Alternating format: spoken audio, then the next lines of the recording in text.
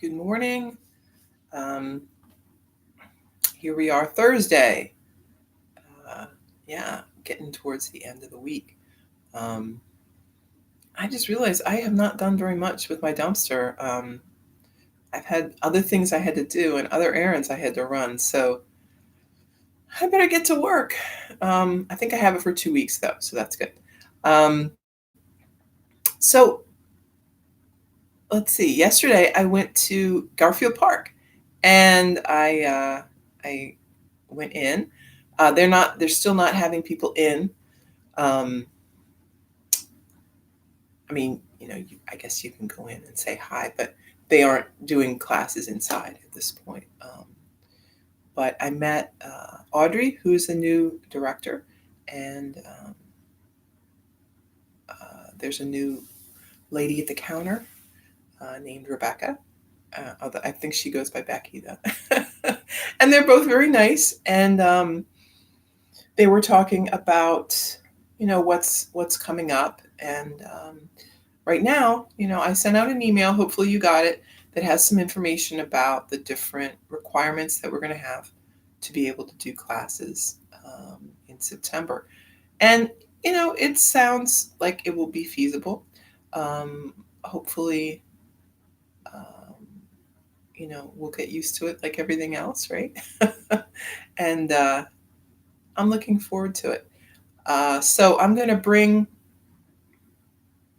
some Tulsi plants if they make it. I've been babying them along this long. They did come out kind of late this year because I don't know. I let my big garden go. I didn't even do anything with it. It's just overgrown like crazy now. But I had on my little side garden. They were just coming up. I didn't even plant them. They just started to grow when the temperature and everything was just right. Actually, when we started to get some rain was when they started to grow, maybe last month. So I have them in little pots, and I hope that they're still alive. I hope that they will continue to be still alive. It's hard to keep plants in little pots alive this time of year. Need a lot of water and care. So hopefully, if all goes as planned, I will bring them with me on maybe the first day and the second day. So we'll see. And you can have them take a plant home and take care of your plant. You can take care of them instead of me taking care of all of them. So that's good. And I went to the plant store over on Lanson Lane. No, I don't know what road it is. Maybe it is, but further up Route 9. And got some pots and looked around. I really like that plant store. And then I also went to the restaurant supply store because why not? You always need something from the restaurant supply store, right? And that was, it was fun running errands, right? I don't know. It still seems unusual now, but there you have it. All right, so let's just talk just briefly here about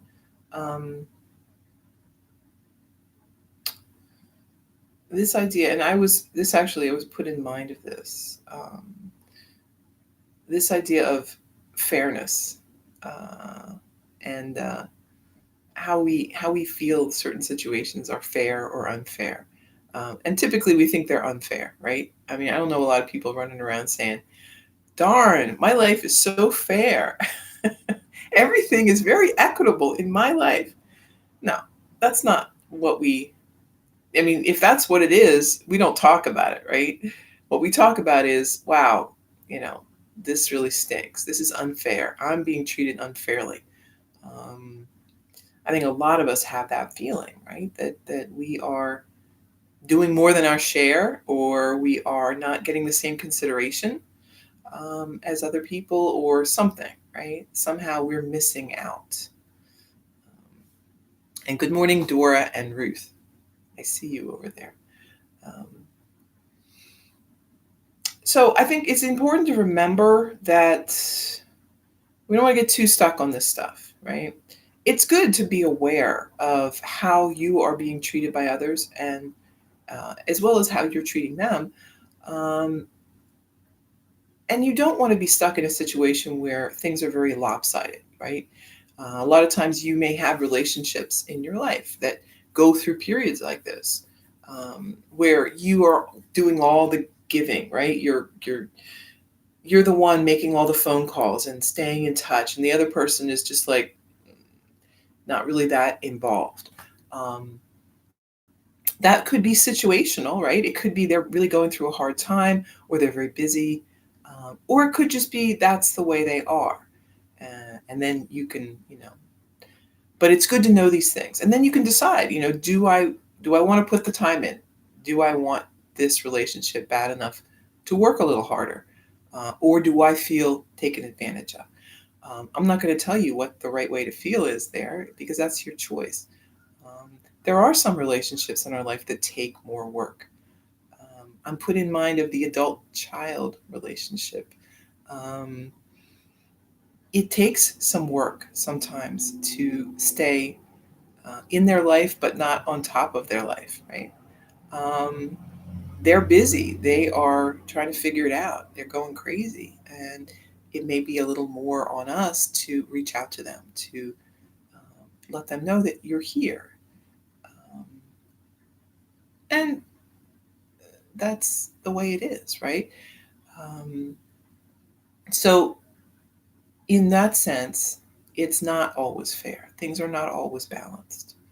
Um, if we look around and we try to find something where everything is always balanced all the time, you're not going to find it, right? The best we can hope for, I think, is a kind of a balance over time, right? So maybe there's a time where you are really doing it all. And then there's a time where you are overwhelmed and the other person is doing it all. I mean, I think that's a little more realistic way to look at how these things go down.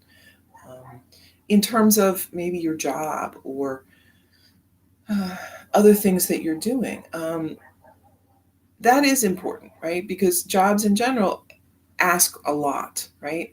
And my son just went through a situation with his work where he thought he was putting in a lot of time and effort towards a goal, and then the goal was taken away with no explanation, no fanfare. It just is gone. Um, and the thing to remember there is, right? You know, in your job, it's not a relationship, right? It is a transaction, right? You are putting in your time. You are receiving money. Um, to expect more than that, you might get more than that, right? I'm not going to say you won't make friends at work. You could have a really good friend relationship with your boss, but at the core, it is a transactional relationship, and to forget that is to misunderstand the relationship, and to eventually, right, probably be disappointed, probably be heartbroken when that transaction raises its ugly head, right? Because at the core, push comes to shove, your friend who's the boss may do something um, that is not very friendly in service to their job and the company, right? So understanding our relationships and um, what is appropriate in that relationship is important, right? So something that may feel very unfair is actually maybe quite fair. It may not be nice. We may not like it, but given the terms of the relationship, it makes sense, right? Um, and at the bottom of this is that is nothing is guaranteed, right? Um, you are the star of your own life, but you are not the star of life, right? You are one of many. Um, and the things that happen are not always about you. They may be about someone else or something else. Um, to uh, to take it personally, to be offended or hurt when something doesn't go your way, is perhaps a misunderstanding of the situation. We are, again, looking for um, injury where there might be none intended. It's just the way things worked out. It's just the roll of the dice, as they say. One of the things we try with in our practice is to maintain this equanimity. And the equanimity means that we don't look for injury. We don't assume evil intention. We are trying to stay with this sort of equal and impartial frame of mind so that we can look at things clearly with each situation instead of carrying our own prejudice and stereotype on our back, and using that to see everything, right? I think of those things as like glasses, right? We put them on, um, and we got to take them off, right? Because they cloud our vision. We can't really see what's happening when all we can think about is our own hurt, our own pain, our own suffering. When we're looking through this tiny little pinhole, um, everything looks different, right? We aren't seeing the truth of what is happening. So take those off, right? Let them go. Um, be uh, be more impartial. Give people the benefit of the doubt, right? Assume that they care a lot more about um, their own goals than they do about thwarting your goals, right? Um, that's usually how it is. When something happens and it doesn't go your way, it's not intentional. It's just that somebody else had a different plan. And that's what happened. So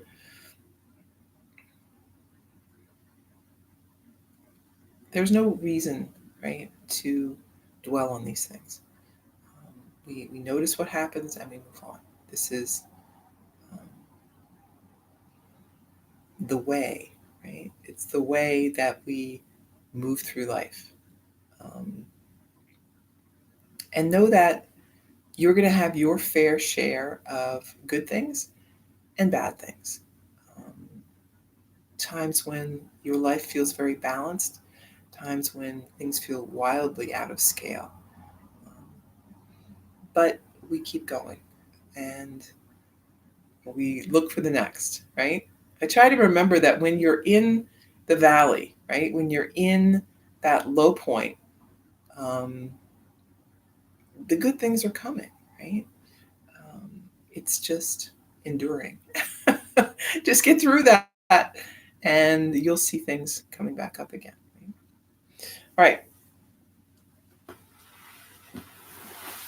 So let's sit and breathe for a little bit. Let's do a little pranayama, and then, um, yeah, we'll move into some asana. So sitting tall, relax the shoulders. Make sure the shoulders are centered right over the hips, so we're not kind of slouching forward or um, doing whatever with that. Giving room, right, for that whole chest area to expand.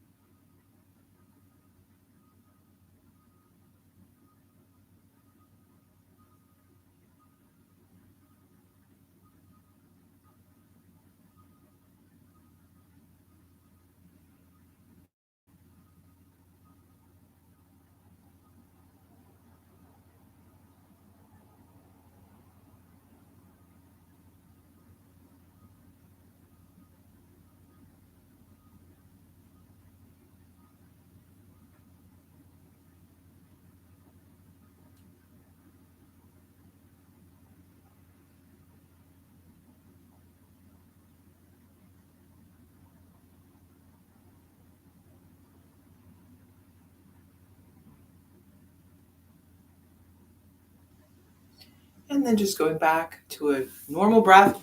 Drop the chin down toward the chest.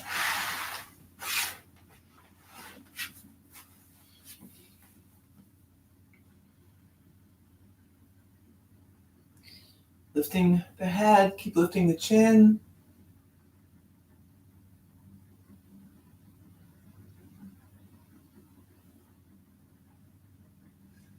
Back to center, take a breath in, lower the head to the right.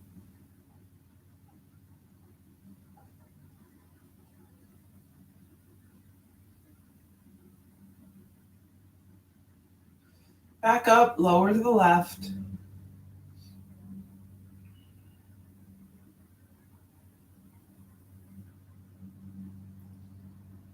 And back up to center. Bring the arms wide. Take a deep breath. And then exhale, bringing hands together. Inhale. Exhale. Inhale. Exhale. Inhale. And exhale. Interlace the fingers. Lift the hands. We're gazing up. And then arms down by your side. Inhale, lift. And lower. Lift. And lower. Let's lift the shoulders, roll them back.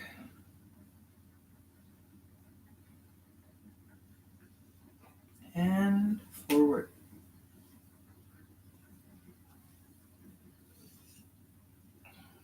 Right hand on left knee, left arm behind. Sit tall, take a twist.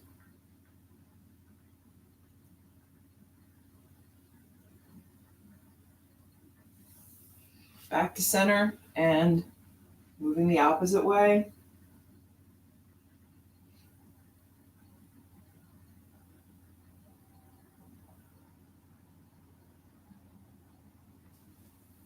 Back to center. Tabletop.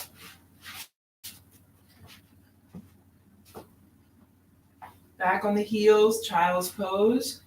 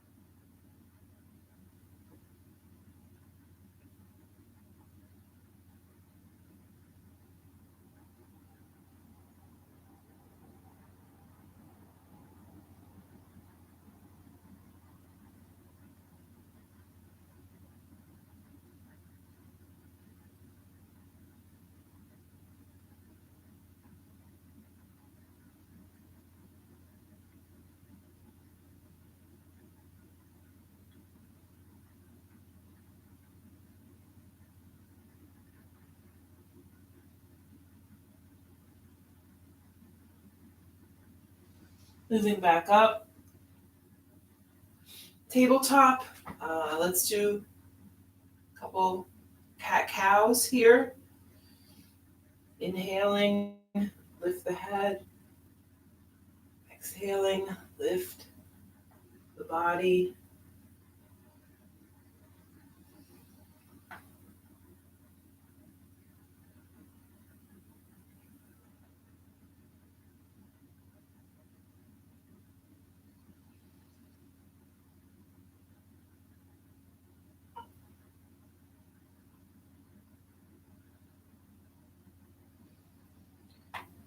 And then back into child's pose.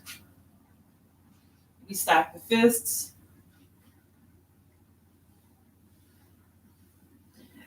So if things feel tight here, you can kind of rock back and forth. Sometimes that helps kind of work through the hips a little bit.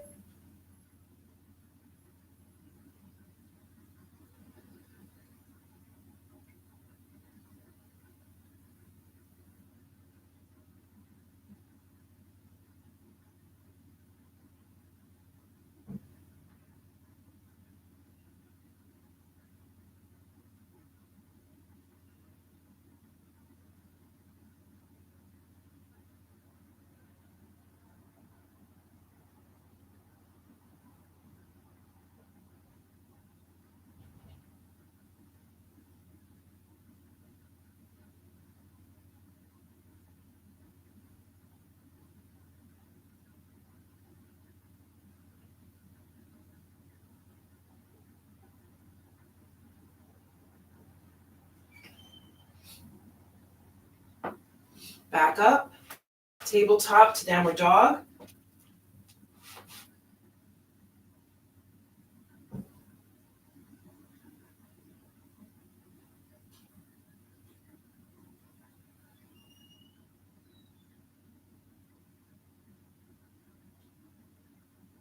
Step the feet up.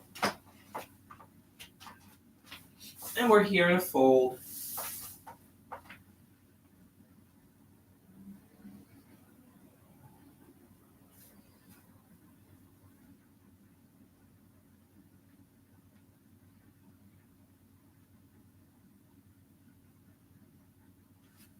Rising slowly.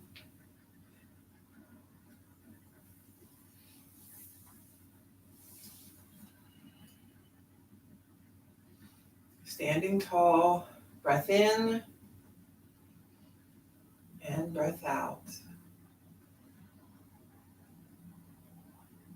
Inhale, lift the arms.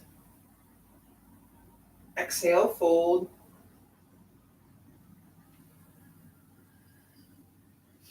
Inhale, lift to flat back. Exhale, we're going to step back with the right. Drop the knee. Lift the arms.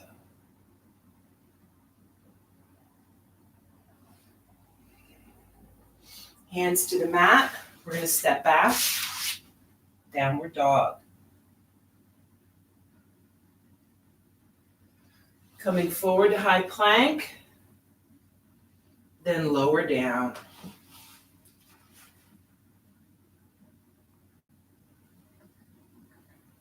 Inhale, lifting head and chest. Lower. Lift.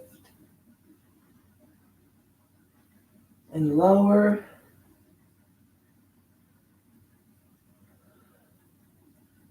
Lift. And lower.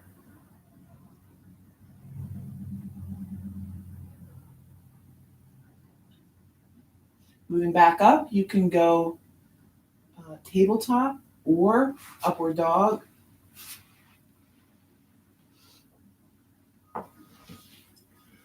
To downward dog.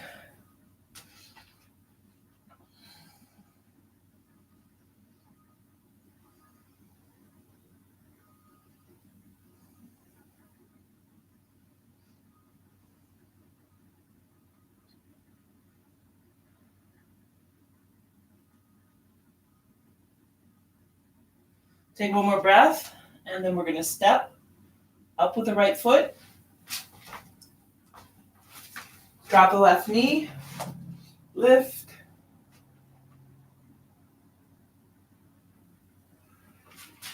Hands down to the mat. Back foot steps up. Fold forward. Inhale. Flat back. Fold forward. Inhale, lift. Back to mountain. Breath in. Breath out.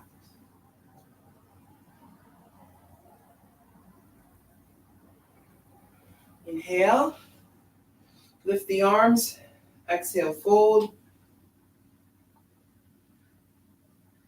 flat back, then stepping back with the left, set the knee down, arms overhead,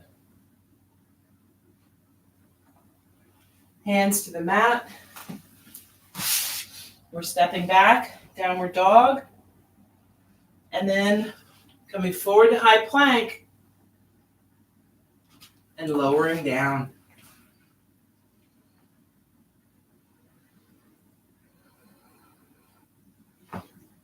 Inhale, lift. Lower.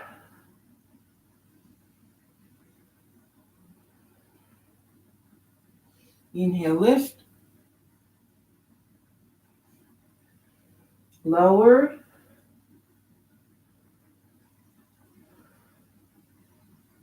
Once more. Inhale, lift. And lower.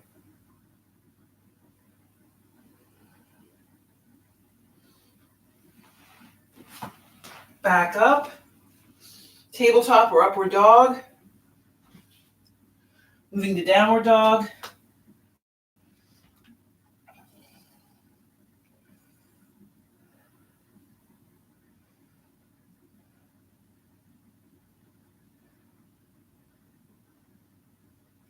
One more breath.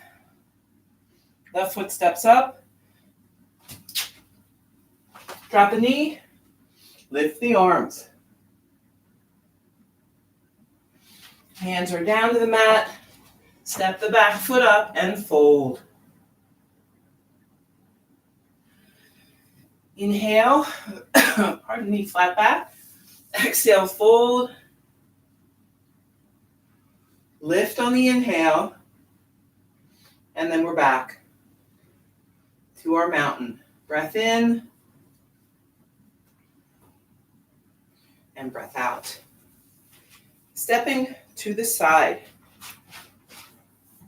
Let's bring the legs wide. Take a breath. Relax the shoulders and then lean forward.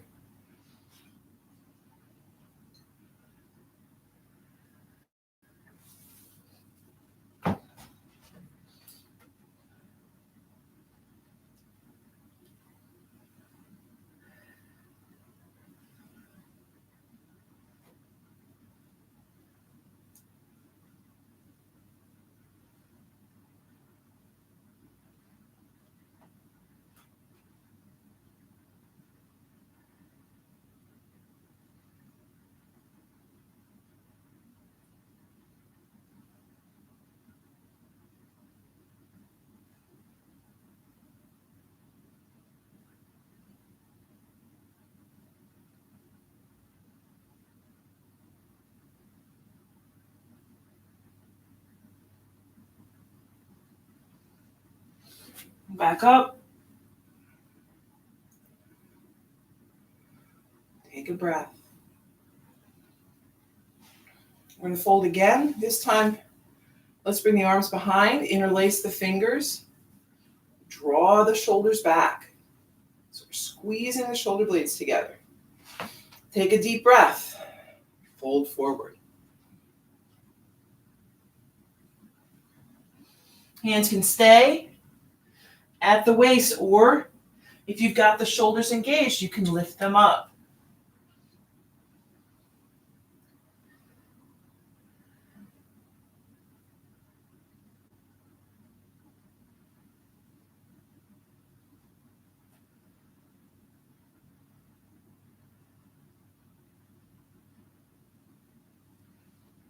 Use that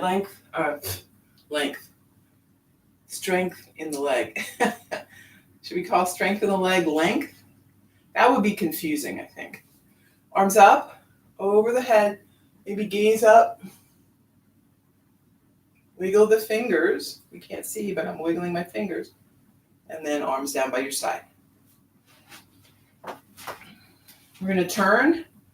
So we still have the wide base, but we're turning, so we've got one, I've got right foot forward, doesn't really matter, but I got right foot forward, left foot behind, both feet pointing toward the front of the mat. Let's bring the arms behind again. You could interlace the fingers one more time. You could grab wrists and maybe walk up to elbows or thereabouts. Take a breath, fold forward.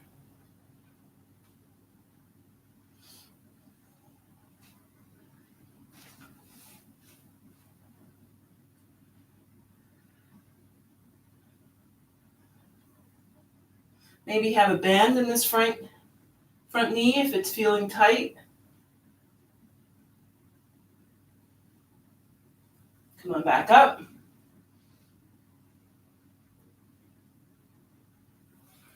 Release the hands, arms up overhead. Wiggle your fingers.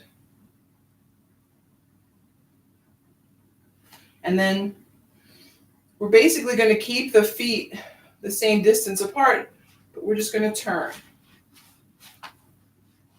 And we're going to slide the feet a little bit, right? Because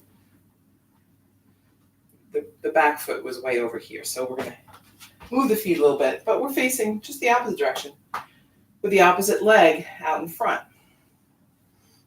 Breath. And then if you did have,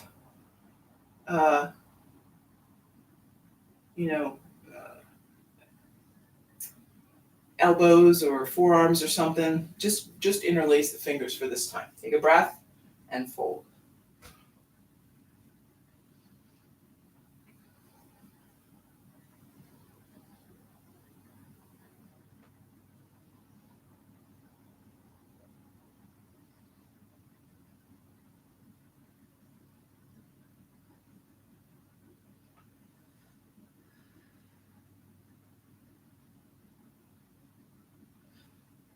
And back up. Step the back foot to the front. Take a breath in, breath out. Relax the arms. Maybe swing them a little, forward and back. You can kind of crisscross in front and alternate that.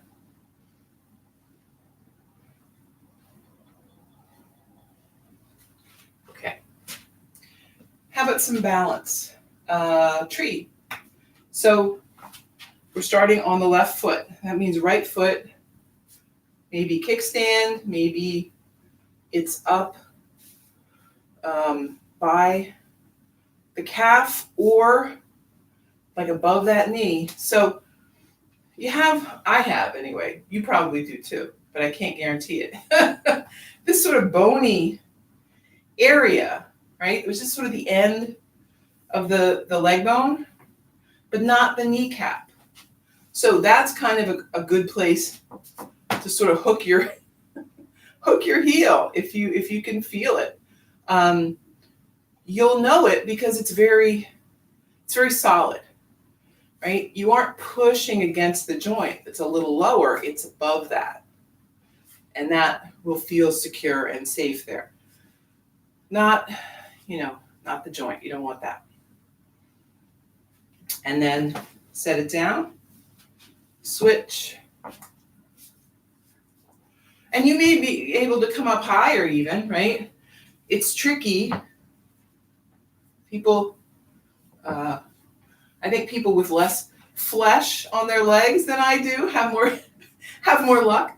But there's also, a certain amount of flexibility, right? That's necessary to be able to make that bend.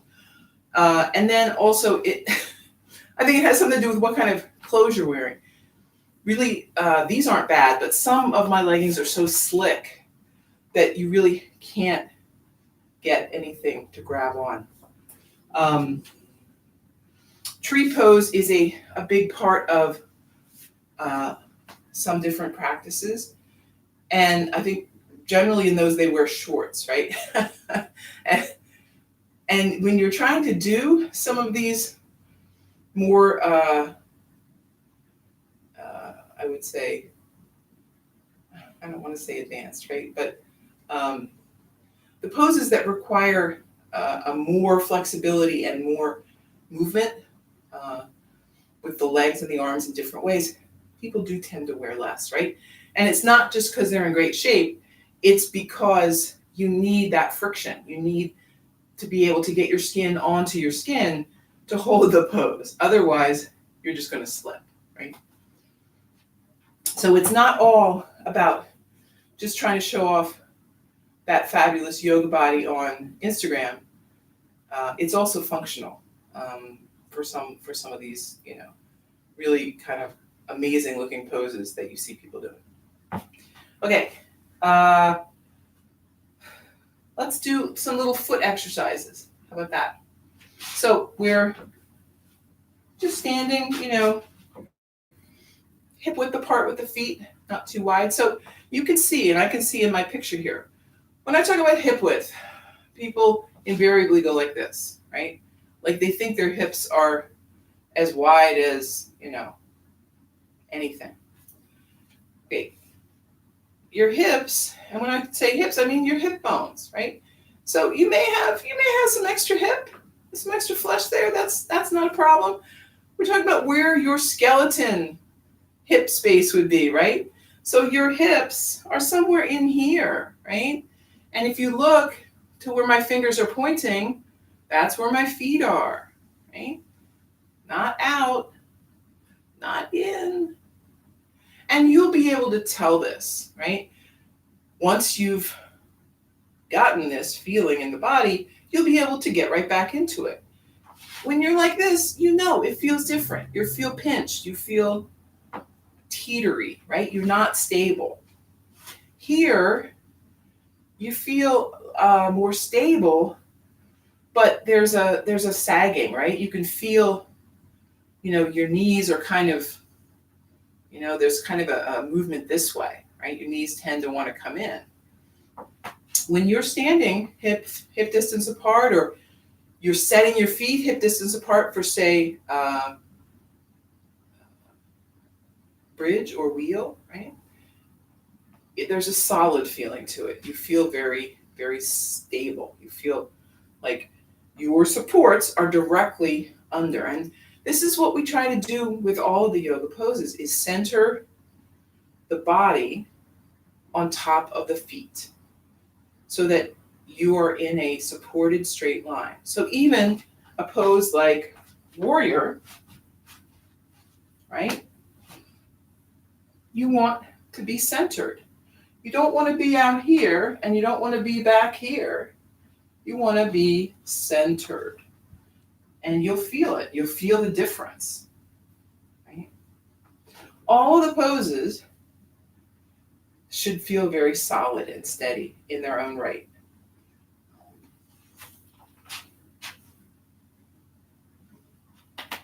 There you go. So all that, hip distance apart. We're going to come up on the toes. So you're just lifting the heels. Now, maybe all you do is lift the heels a little bit. Maybe your feet feel terrible today. Maybe you feel a lot of stiffness or weakness. I don't know. That's fine. We'll start wherever you are. Maybe you're just lifting up the heel. Maybe you feel pretty good and you can come all the way up onto the toes. Whole foot is up. It's fine. Maybe it's some combination, right? You can come up and come down, do whatever you want, right? You can make this sort of a movement. It doesn't have to be stationary. This is an excellent thing to do for your calves and for your foot strength. So if you ever have, I have this sometimes, if I haven't been as active in a day as I normally am, right? I've been busy on the computer or something, driving in the car a lot. This is a great antidote for that, right? So your legs start feeling kind of antsy. You get a cramp in your calf. Try doing some of these. It actually feels really good. I might just continue doing these. No, I won't. But you know how you can feel it, right? It feels good. And then we're going to lift up. So again, if you don't feel steady, if you feel very unbalanced or just not great, just lift the toes. right? You can feel how that stretches your feet. If you are feeling pretty good, come up on the heels. And you may need to move for this, right? It may be hard to just hold steady with that. So a little balance movement is fine. And then set those feet back down. Then we're going to go inside out, right? So first, inside comes up. We're tilting the feet. Be careful with the heels. Be careful with the ankles on this. If you have very flexible joints or loose ankles, which I do, I'm careful with this. I don't want to go too far. And I want to make sure that the ankles still feel connected and solid. Right? And then we're going to go the opposite way. So the best way to do this, and this can be hard if you don't have a lot of flexibility in your feet, press down with the big toe and lift the outer part as much as you can. This is one where you might step a little wider, right? Because it just allows, see what we were saying before about having the legs wide, the knees start to come in? Well, that's okay for this, because in order to lift the outer part, your knees do kind of have to come in a little bit. But again, be careful of what's happening with the ankles and make sure you feel still steady. And then set it down. So those little foot things, you can do them. Standing is good, right? Because standing works your balance as well. But if you're working more, if you're caring more about the foot flexibility and foot strength, you absolutely do them in a chair. If you're sitting at a desk all day, do some foot exercises, right? Move the legs, move everything. I notice this time of year especially, my fingers swell, my feet swell, just the very humid, and my gosh, so humid today. We are very porous. We we take in a lot of water and we expel a lot of water, and some of us are more than others, right? Some of us are really have a lot of that water element, and it just it soaks us up, and we swell in the heat, and then we come back down. But it's hard on the body, that changing. So drink a lot of water, keep moving, right? When you sit still, that's when things start to settle. Moving the muscles, squeezes the liquid, squeezes all that fluids in the body, keeps it circulating, keeps everything going better. So keep moving. Even move, you can't move the rest of your body, move the feet, move that part, and just keep it going. All right, let's come down to a seat.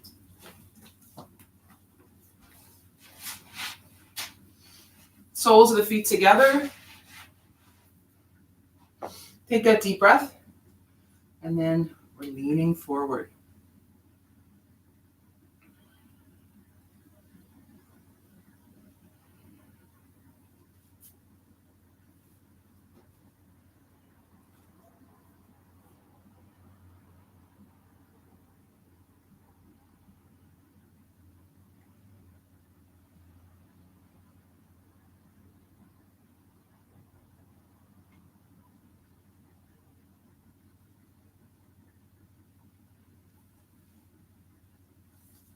Extend the legs.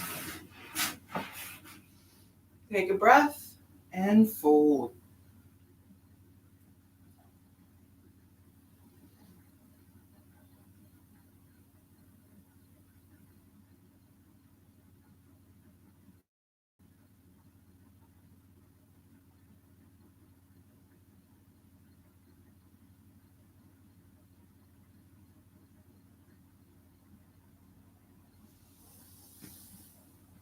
Back up.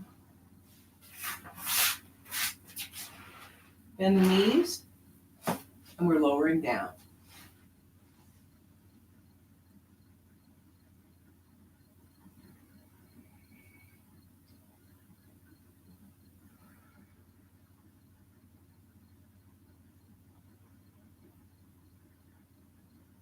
Let's bring right ankle on left knee.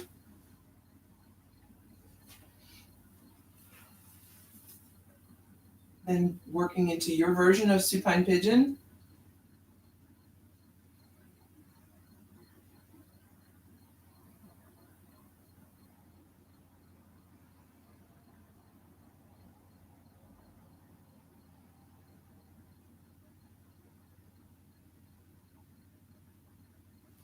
Set the foot down. We're going to leave that right ankle on the knee, lowering. Gaze right.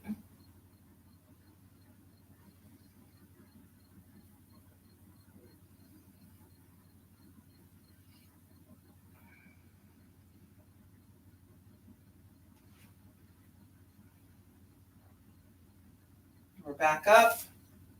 Switch.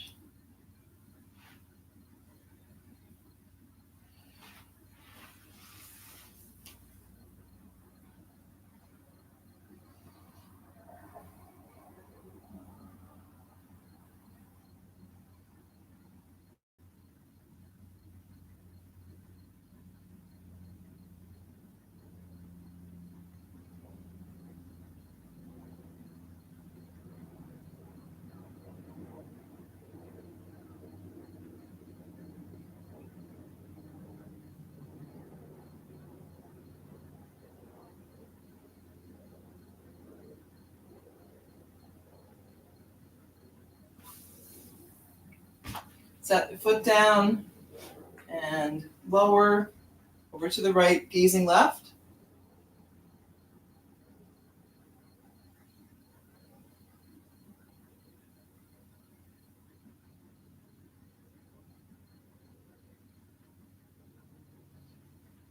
Coming back. Let's bring both feet down, and then we're going to soles of the feet together, knees apart. Find a comfortable place here and breathe.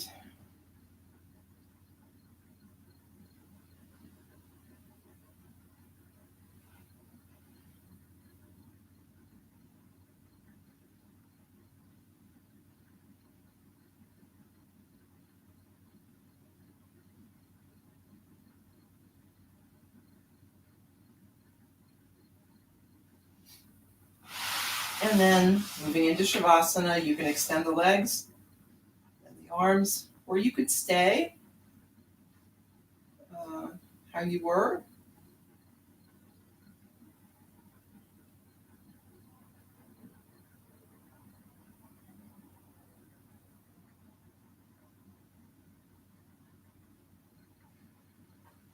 Figure out what is comfortable today. And go with that. As always,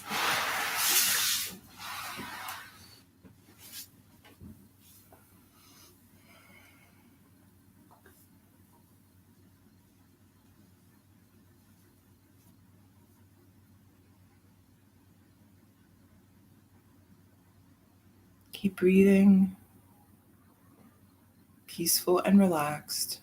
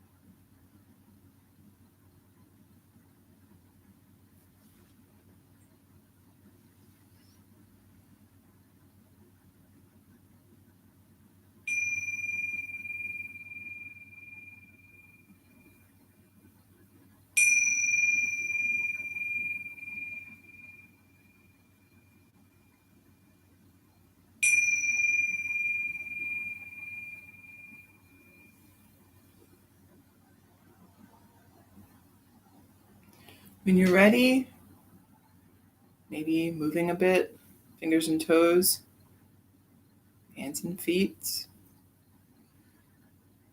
and then making your way up to a seat. We're bringing our hands together. Take a breath in and out. And thank you for coming to your mat this morning, for taking some time for your practice, and for sharing that with me. I hope that you have a very good Thursday. Namaste.